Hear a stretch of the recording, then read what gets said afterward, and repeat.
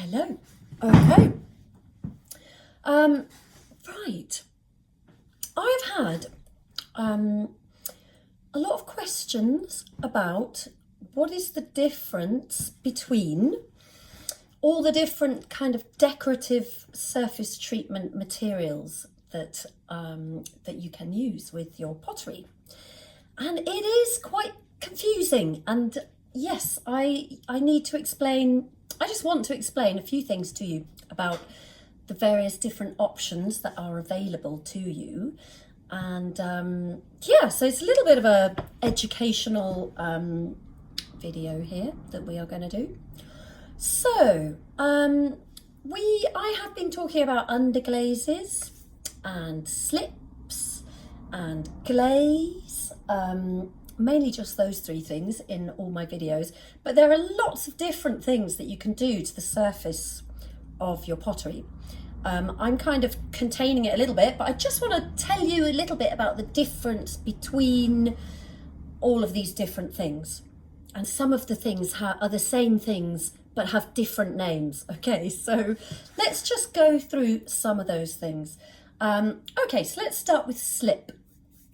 Slip is liquid clay. Okay, so you might have seen me, where's my slip gone? You might have seen me talking about joining two pieces of clay together with a kind of just a liquid clay that I'm going to call slip. Yeah, this stuff. You know, when we talk about score and slip, we talk about a liquid clay. And that is just terracotta mixed with water, and that's called slip, okay? Now, obviously, there are many different coloured clays and many different coloured slips.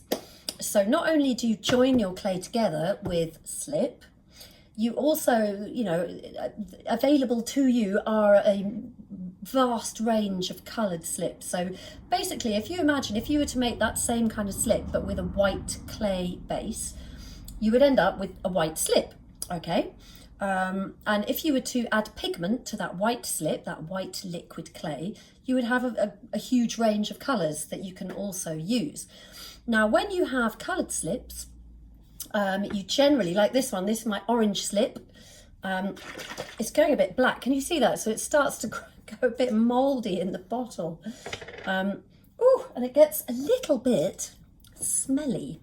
Sometimes it smells like sewage, but us potters, we don't mind. It's all fine, because any mold or anything like that just burns away in the kiln. So this is some orange slip. This is a sort of leather hard piece of clay, just slightly shy of leather hard actually. So you can apply your liquid slip, okay, to leather hard clay, or quite dry clay. You have to be a little bit careful applying it to very, very dry clay, because it'd be like adding liquid and it could crack the clay. But essentially, most of your liquid slips get applied to leather hard clay, okay? That is, if you were to try and put an ordinary slip on a bisque-fired piece of pottery that's been through its first firing, it would probably flake off. It wouldn't want to stick, okay? Because the slip has to shrink, because it is just a little thin layer of clay, and there's nothing sort of glassy mixed in with it. There's no sort of, not many of the ingredients that you would use that would sort of be very fluxy and want to make it stick to a bisque-fired piece of pottery. That's why we just apply it to the leather hard clay, so that it can shrink and dry at the same time as the thing that you've put it onto. I hope that makes sense. The other thing we have talked about are what we call vitreous slips, or, well, actually, I've never used that phrase. I've actually been using the word underglazes, okay, because that's like a more, that's like the commercially acceptable way of marketing this product, is to call it an underglaze, because essentially it's going underneath the glaze, okay?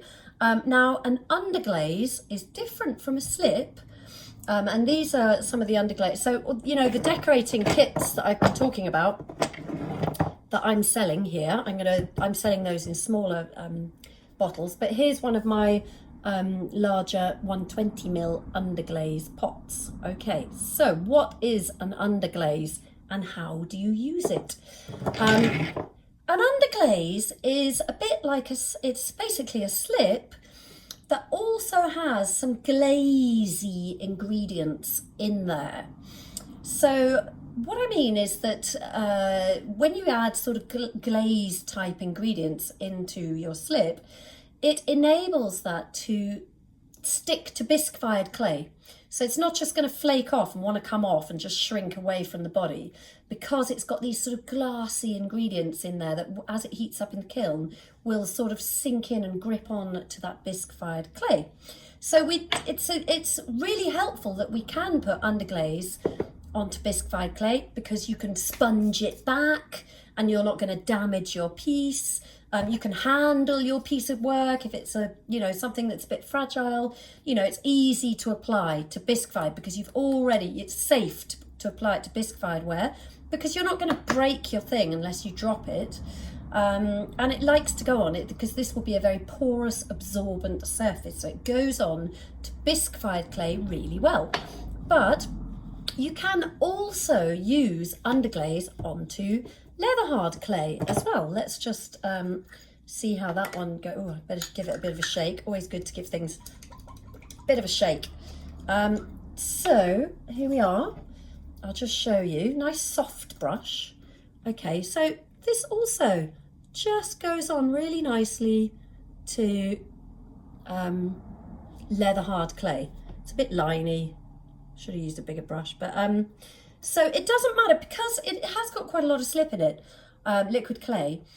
So, you have the best of both worlds. You can apply it to your leather hard clay or to your bisque-fired clay.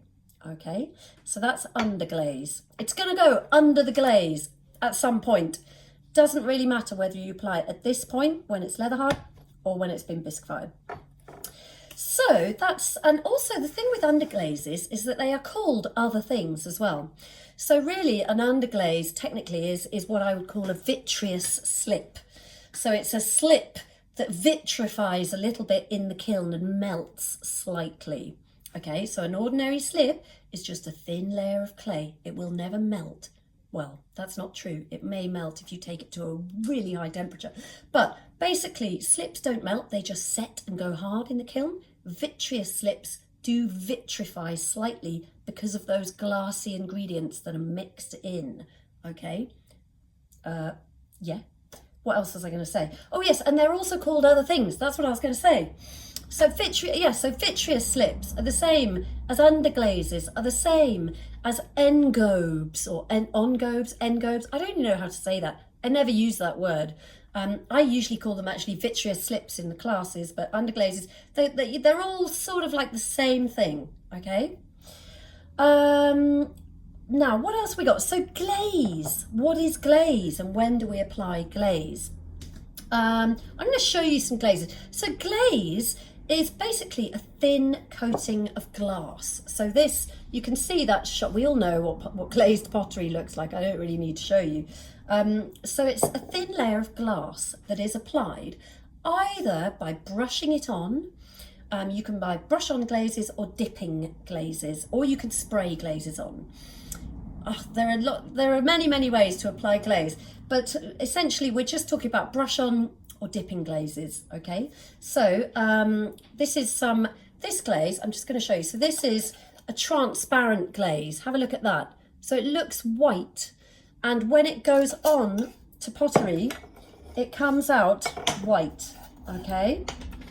But when it melts in the kiln, let me just show you, that's already been half glazed. You see, I'm putting that on top, and you can see that when you put it on, it doesn't look white straight away. Okay, so can you see?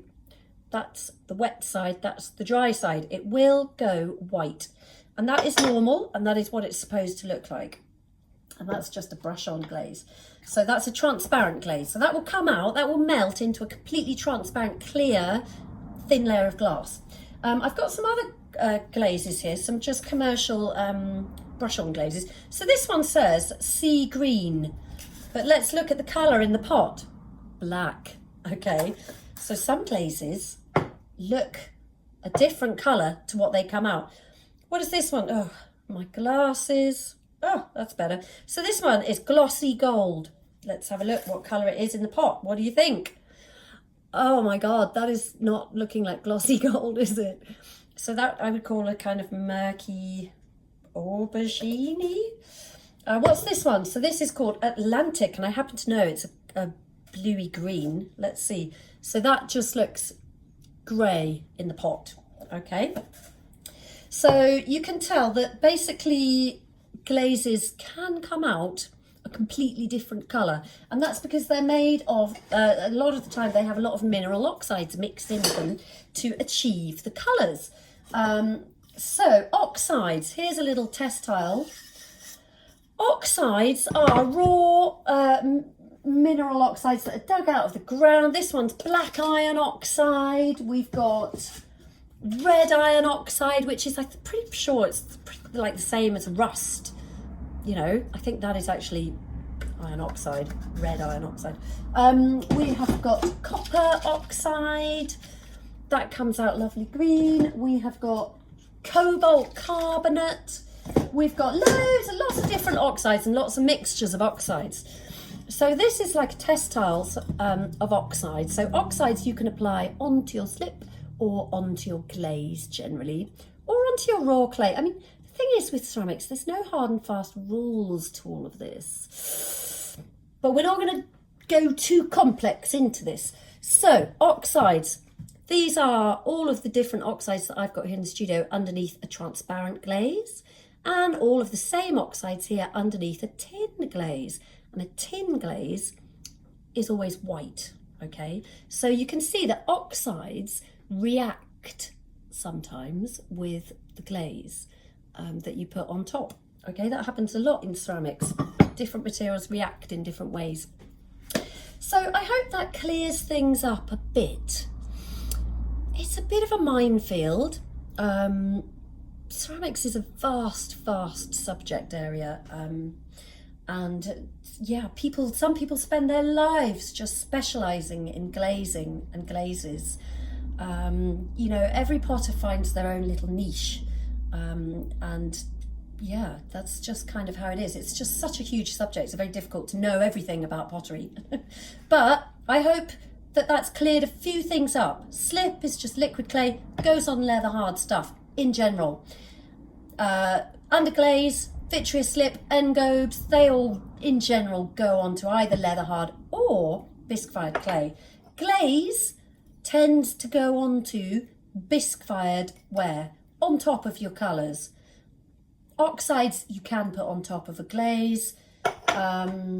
Glazes are often different colours in the pot to what they come out like on the clay.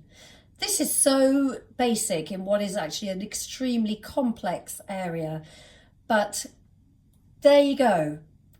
Glazing, underglazing, slipping in a nutshell. I hope that's good enough. Thank you. Bye.